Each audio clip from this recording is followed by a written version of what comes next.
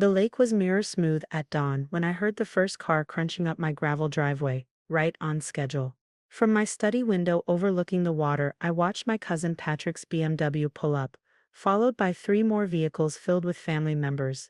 The family council had arrived for their self-appointed takeover of my property. I sipped my coffee and checked my security feeds. They hadn't noticed the new cameras yet or the subtle changes to the grounds. Perfect. This place is wasted on him, I heard my cousin Emma say as they gathered on my front steps. 3 years he's had this gorgeous manor, and what does he do? Works in the city and visits twice a year. If they'd bothered to check, they'd know I spent every weekend here working on my real plans for the property. But the family had always been better at making assumptions than asking questions. My phone buzzed, the family group chat exploding with messages. We're here. Time to rescue this beautiful house from neglect. Can't wait to see my new room. Did anyone bring the champagne? This calls for a celebration. I let them knock for exactly 5 minutes before activating the intercom. Good morning, family. Please come into the main hall. The massive oak doors swung open automatically, another recent upgrade they hadn't expected. Their confident expressions faltered slightly as they entered, finding me waiting at the top of the grand staircase. James, Uncle Bob called up, trying to sound jovial. Quite a welcome committee you've got here. But you didn't need to be so formal about it. We are family, after all. I descended slowly, noting each face. Uncle Bob and Aunt Patricia, the self-appointed family patriarchs.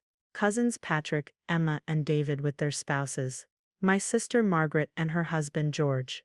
All successful professionals who'd never quite achieved the wealth they thought they deserved. Indeed we are family, I said mildly.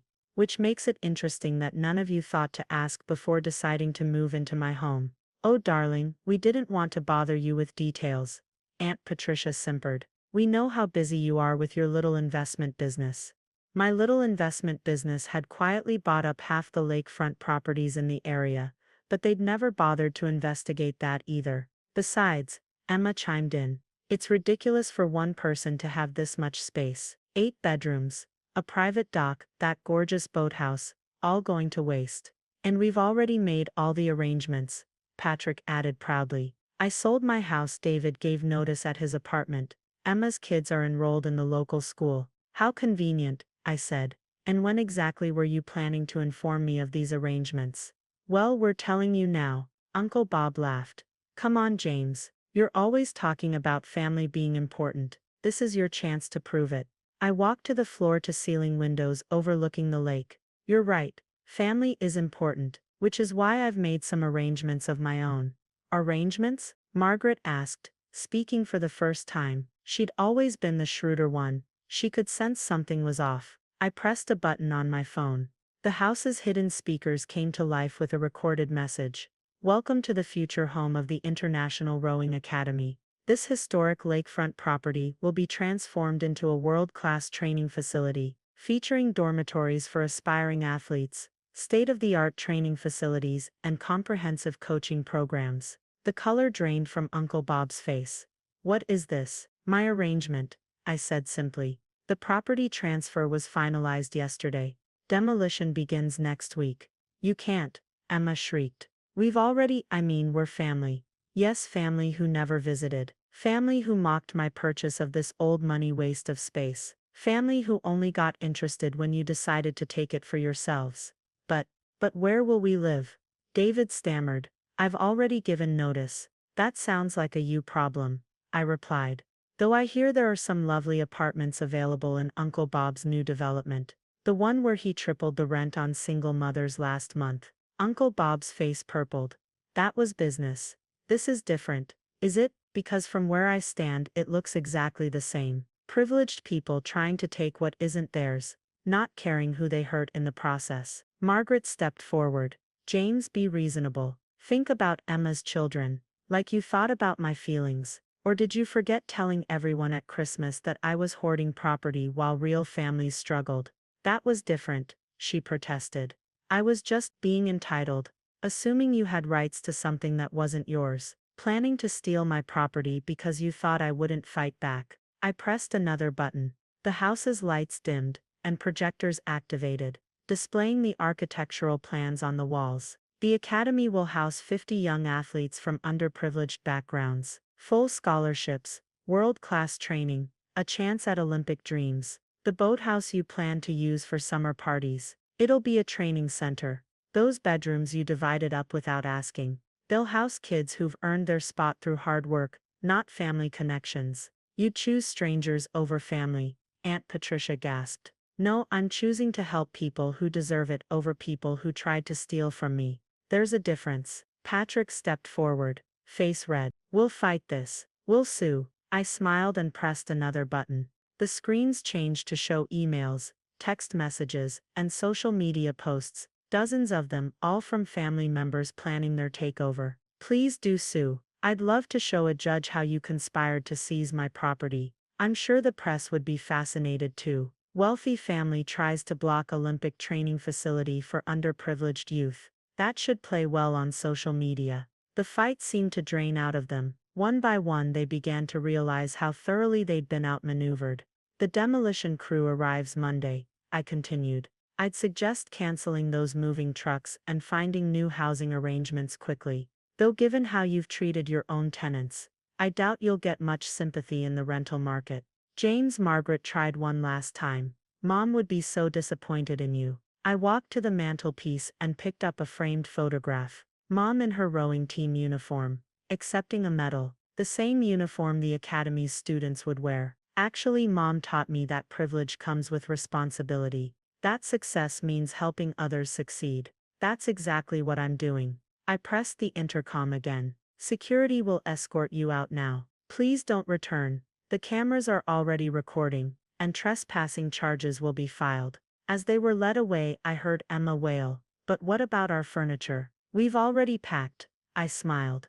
"Consider it a donation to the academy. I'm sure the students will appreciate it." After they left, I walked out to the dock. The lake was still mirror smooth, reflecting the manor that would soon be transformed. My phone buzzed with panicked messages from the family, but I ignored them. Mom had always said the lake had a way of showing people their true reflections. Today my family had finally seen theirs. The morning after my family's failed takeover attempt, I sat in my home office overlooking the lake, watching the sun rise over the water while my phone continuously buzzed with messages. The family's shock had turned to outrage overnight, and they were determined to make their feelings known. I opened the latest email from Uncle Bob. "James, your betrayal of family values is unconscionable. Emma's children are crying. Patrick's wife is having anxiety attacks. This isn't what we taught you about family loyalty. We demand an immediate meeting to discuss reasonable compensation for our losses and emotional distress." Uncle Bob, I forwarded the email to my lawyer with a simple note, "Add to the harassment file." Then I opened my laptop to review the security footage from the previous night. As expected, 3 family members had tried to return after dark: Patrick, David, and my sister Margaret. They'd attempted to access the boathouse, probably hoping to find a way into the main building, only to be turned away by the new security system. My phone rang. Catherine Moore, the academy's director. "James, I hope I'm not calling too early." "Not at all. How are things progressing?" "Wonderfully, we've already received over 200 applications for the first class of students. But there's been some concerning activity on our social media." "Let me guess. My family?" "Yes. They're posting comments claiming the academy is a front for property theft, that we're destroying family heritage. Some are even suggesting we're engaging in real estate fraud." I smiled. "Actually, this is perfect. Send me screenshots of everything. And check your email. I'm forwarding something you'll want to see." I attached the architectural plans, along with a special edition, a dedication plaque for the main training facility, featuring my mother's name and Olympic rowing record. "Oh," Catherine exclaimed. "Your mother was Elizabeth James, the 3-time Olympic medalist." The same. She always said her medals meant nothing compared to the opportunities rowing gave her. She would have loved knowing her home was becoming a chance for others to chase those same dreams. After hanging up, I reviewed the family's social media campaign. They'd been busy, posting tearful stories about family heritage being destroyed, and corrupt developers taking advantage of private property. It was time to change the narrative. I pressed the intercom. "Linda, please activate Protocol Legacy." My PR team had been waiting for this signal. Within hours, local news stations began running the story we'd prepared.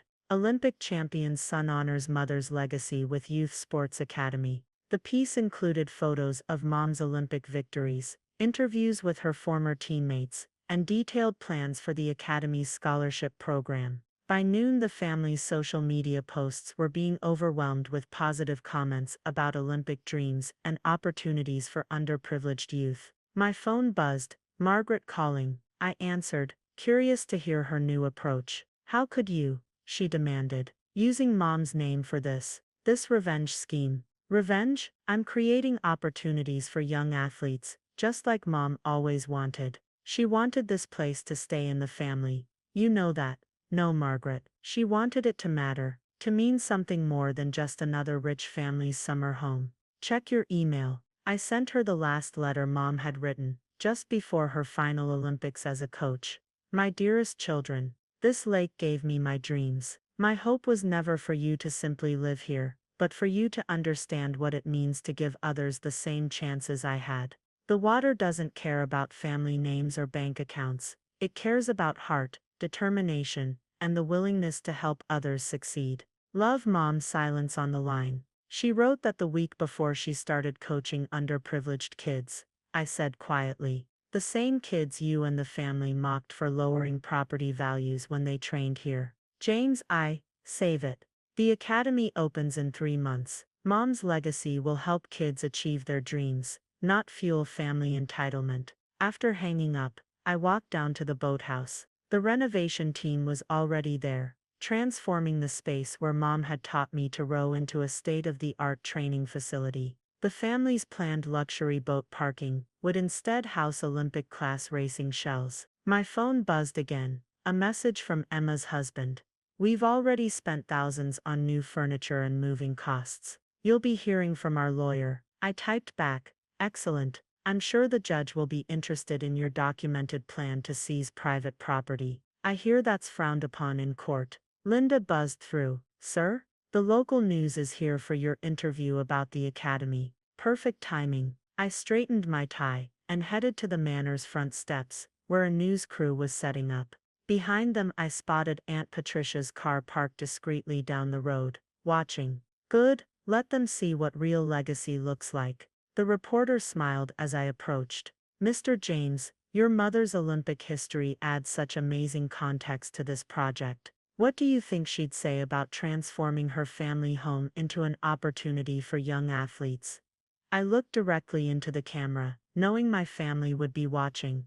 My mother believed that privilege comes with responsibility. This academy isn't about destroying family heritage. It's about creating new legacies for families who never had the chances we did. Every student who trains here will carry forward the values she lived by: determination, excellence, and the understanding that success means helping others succeed. As I spoke, I saw Aunt Patricia's car pull away. The family was finally beginning to understand. They couldn't shame me into enabling their entitlement. Not when I was building something that truly honored Mom's memory. The reporter gestured to the lake. The views here are incredible. Weren't you tempted to keep this as a private residence? I smiled, remembering Mom's words about the water showing true reflections. The real view will be watching young athletes discover their potential, knowing that this place changed their lives just like it changed my mother's. That's worth more than any private luxury. Later that evening, as the sun set over the lake, I received one final message. From Margaret. I found my old rowing medals in the attic. Maybe the academy could use them for inspiration. Mom would have liked that. Perhaps there was hope for some of the family after all. Not all reflections are set in stone. 3 weeks after announcing the academy, I stood in the construction zone that had once been the manor's grand dining room. The space where the family had plotted their takeover was being transformed into a training center, complete with ergometers and strength equipment. My phone buzzed, another legal threat, this time from Patrick's lawyer. Our client demands compensation for damages related to his premature home sale based on your family's verbal agreement regarding the property transfer. I forwarded it to my legal team with a simple note, add it to the collection. That made 17 threats of litigation, all equally baseless. The family was learning the hard way that we decided to take it wasn't a legally binding contract. Catherine Moore, the academy director, walked in reviewing applications on her tablet. James, you need to see this. One of the applicants, it's your cousin Emma's daughter Sarah. I took the tablet, surprised. Sarah was 16, a competitive rower at her private school. The application was impressive. Strong times, good academics, glowing coach recommendations. But it was her essay that caught my attention. I never knew my Aunt Elizabeth, the Olympian. But every time I row, I feel connected to her legacy. When I heard about the academy, I realized this wasn't just about family property, it was about something bigger. I want to earn my place here, not because of my last name, but because I deserve it. She applied through the general admission process, Catherine said. No mention of family connections. Her coach says she's been training extra hours, improving her times. I smiled, remembering Mom's words about the water showing true character. Process her application like any other. If she earns her spot, she earns it. My phone buzzed, Emma calling. I answered, expecting another tirade. James, she said quietly. Sarah told me about her application. I want you to know I didn't put her up to this. I know, her essay made that clear.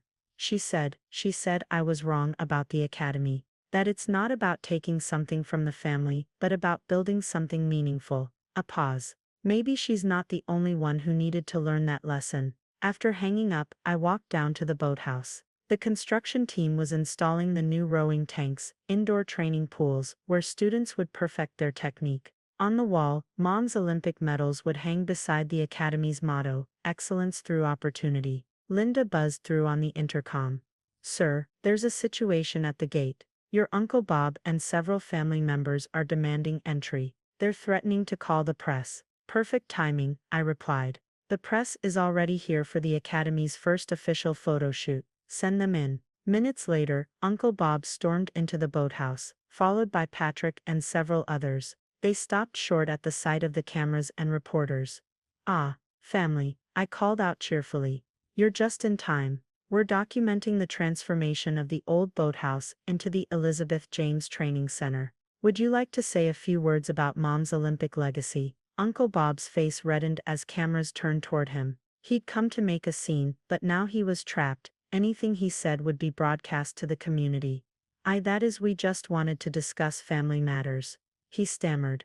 Of course, Mom's passion for helping young athletes was legendary in the family. Perhaps you'd like to share some memories, or discuss how the academy will continue her work. Patrick stepped forward, glaring. This isn't about her legacy. This is about you stealing our inheritance. The reporters perked up. One raised her microphone. Sir, are you suggesting that providing opportunities for underprivileged athletes is stealing? Patrick faltered. No, I meant, what my cousin means, I interrupted smoothly, is that our family has inherited a profound responsibility. My mother believed that true inheritance isn't about property, it's about passing on values. The academy will inherit her Olympic spirit, her dedication to excellence, and her commitment to helping others achieve their dreams. The reporters nodded appreciatively. Uncle Bob and the others retreated, realizing their attempt at confrontation had backfired completely. Later that evening, I received an unexpected email from Margaret. Little brother, watching you today, handling the family with Mom's characteristic grace under pressure, made me realize something. You didn't just inherit her property, you inherited her vision. The academy isn't destroying her legacy, it's fulfilling it. I found her old training journals in my attic. They belong at the academy, where they can inspire a new generation. Margaret attached was a photo of Mom's leather-bound journals, filled with training plans, inspirational quotes, and notes about helping young athletes believe in themselves. My phone buzzed with a text from Catherine. Final selection committee meeting tomorrow. Sarah's times put her in the top 10% of applicants. She earned her spot. I smiled, remembering how Mom used to say that water finds its own level. Perhaps some of the family was finally finding theirs. The next morning, I stood at the lakefront as the sun rose, watching the construction crews arrive. The manor's transformation was well underway. Walls coming down, spaces opening up, new purpose flowing into old rooms. Linda buzzed through one final time. Sir, the family's lawyer sent over a settlement proposal. They're offering to drop all claims in exchange for guaranteed admission slots for family members. I thought about Sarah, earning her place through merit rather than manipulation. Tell them the only guarantee at the Elizabeth James Academy is this: everyone earns their place, or they don't get one at all. Just like Mom would have wanted. The water lapped at the dock, its surface mirror smooth in the morning light. Mom used to say that lakes have memories. They remember every stroke, every practice, every moment of triumph and failure. This lake would remember my family's attempt to claim what wasn't theirs, but it would also remember what rose in its place, a legacy worthy of the Olympic spirit that had first made these waters home. 6 months later, the morning of the Academy's opening ceremony dawned clear and bright, the lake's surface painted gold by the rising sun. I stood on the newly constructed observation deck, watching the first group of students arrive, 50 young athletes selected from over 1,000 applicants, each one earning their place through merit and determination. Among them was Sarah, my cousin Emma's daughter, wearing her academy uniform with quiet pride. She hadn't told the other students about her family connection, preferring to be known for her rowing rather than her relation to the founder. The transformation was complete. The manor's ornate sitting rooms had become study areas and classrooms. The formal gardens were now training grounds. The boathouse, where the family had planned to park their luxury vessels, housed sleek racing shells, bearing the Academy's emblem. My phone buzzed, a message from Margaret. Mom's Olympic flag is ready to be raised. The family, those of us who understand now, we're here if you want us. I looked across the gathering crowd. Margaret stood with a small group of family members, the ones who'd chosen legacy over entitlement. Emma, watching her daughter with tears of pride. Even Aunt Patricia, who'd finally admitted that Mom would have preferred this to a family compound. Uncle Bob and his faction were notably absent, having sent one final legal threat yesterday. This disgrace to family heritage will not stand. I'd responded with a simple photo, Mom coaching underprivileged kids on this very lake, her face alight with purpose. No further threats had arrived. Catherine Moore called the ceremony to order. Welcome to the Elizabeth James Olympic Rowing Academy. Today we honor not just a building or a program, but a vision. That excellence knows no economic boundaries. That opportunity should be earned, not inherited. I stepped to the podium, facing the gathered students, families, and press. My mother believed that water is the great equalizer. In a racing shell, your background doesn't matter. Your bank account doesn't matter. What matters is heart, determination, and the willingness to push beyond your limits. The students straightened, recognizing the quote from their acceptance letters. Some thought this place should remain a private luxury. But Mom's Olympic medals weren't displayed in a mansion. They were hung in local schools, inspiring young athletes to dream. Today we return this lake to its true purpose, not as a symbol of privilege, but as a launching point for dreams. Sarah stepped forward with the other student leaders, ready to raise Mom's Olympic flag. As it climbed the pole, snapping in the morning breeze, I saw Margaret wipe away tears. To our first class of athletes, you earned your place here, not through family connections or financial privilege, but through dedication and merit.